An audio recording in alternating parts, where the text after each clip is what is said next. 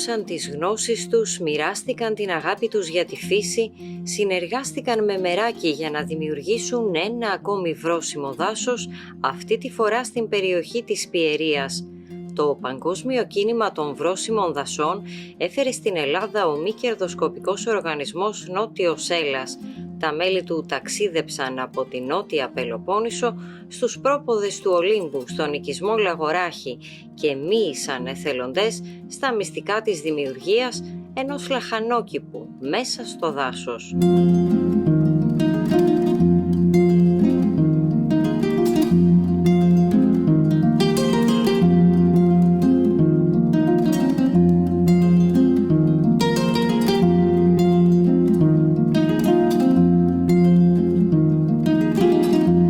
The food forest is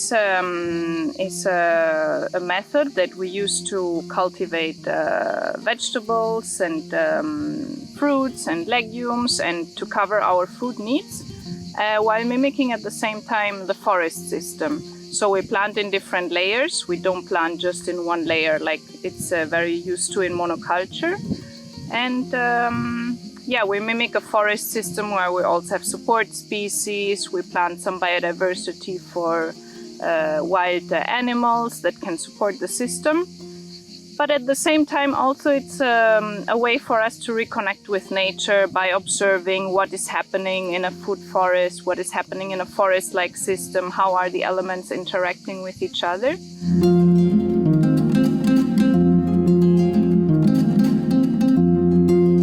What happened actually after we started the food forest tour is that a lot of farmers approached us from all over Greece and they were asking us, okay, I have an oily field, how can I convert it into a food forest? Or to better say, into a regenerative farm, that while producing my food or while producing crops to sell, at the same time I'm regenerating soil. So my system becomes more and more productive because everything depends on the soil.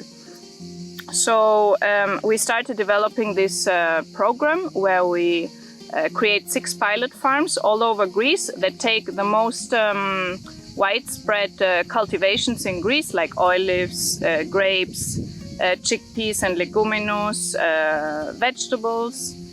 Our activities, they don't focus only on farmers because we believe to make change happen we need all layers of society, all corners of society. We need the artists, we need the city people, we need the rural people, and we need to connect again with each other.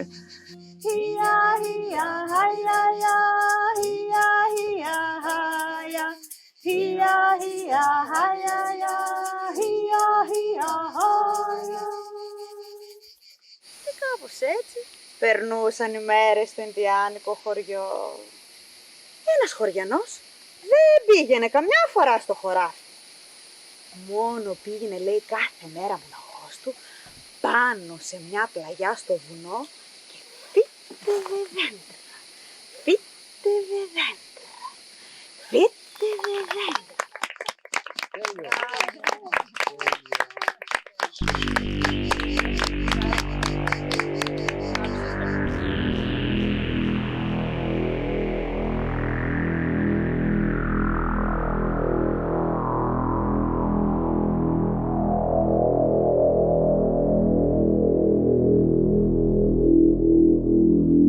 Σε μια προσπάθεια λοιπόν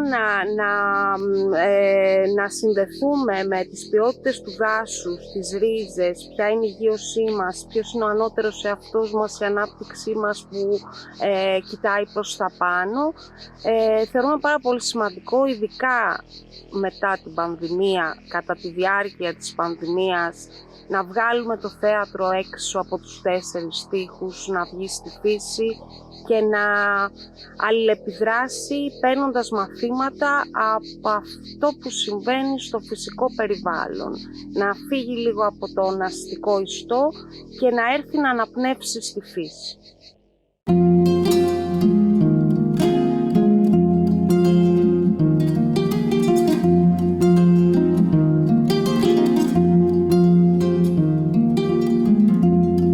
Τα τροφικά δάση μπορεί να φαίνονται ως μία νέα πρόταση στη γεωργική καλλιέργεια, ωστόσο χρησιμοποιούνται εδώ και χιλιάδες χρόνια σε άλλα μέρη του κόσμου. Είναι περίπλοκα όπως η ίδια η φύση και γι' αυτό χρειάζεται και η εκπαίδευση. Στόχος είναι να διδαχθούν όσο το δυνατόν περισσότεροι εθελοντές τους τρόπους να δημιουργούν και να συντηρούν τις καλλιέργειες μέσα στο δάσος. Οι δασικοί κήποι όμως εξαρτώνται σε μεγάλο βαθμό και από τα υγιή οικοσυστήματα. Γι' αυτό το λόγο δεν χρησιμοποιούνται καθόλου φυτοφάρμακα, αλλά μόνο μη οργανικά λιπάσματα. Χρειάζεται χρόνος για να εδραιωθεί ένα τέτοιο οικοσύστημα και απαιτείται υπομονή από τους επίδοξους κυπουρούς. Αν αφήσουν τη φύση να κάνει τη δουλειά της, θα απολαύσουν και οι επόμενες γενιές τους καρπούς των κόπων τους.